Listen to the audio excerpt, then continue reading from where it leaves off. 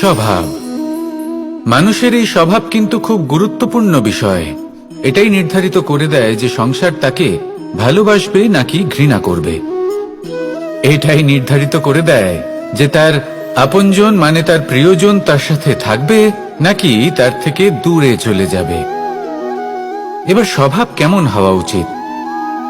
কিছু মানুষ বলবেন যে স্বভাব চন্দ্রমার মতো হওয়া উচিত, অত্যন্ত সুন্দর এবং শীতল।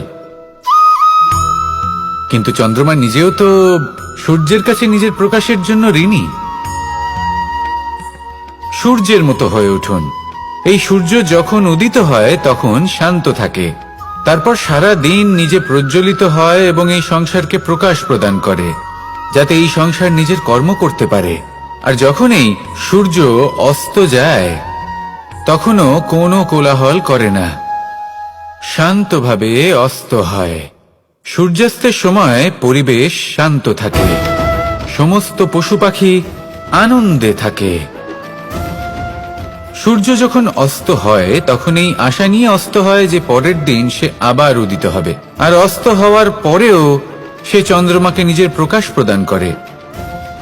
যদি আপনিও নিজের উত্থানের সময় অহংকার না করেন এবং নিজের পতনের সময় দুঃখী না হন, আর জীবনে অন্ধকার ঘনিয়ে আসার পরও আপনি অন্যদের সাহায্য করেন, তাহলে সূর্যের মতো আপনি আবার উদিত হবেন, এই সংসারকে প্রকাশ প্রদান করতে পারবেন, সাফল্য লাভ করতে পারবেন।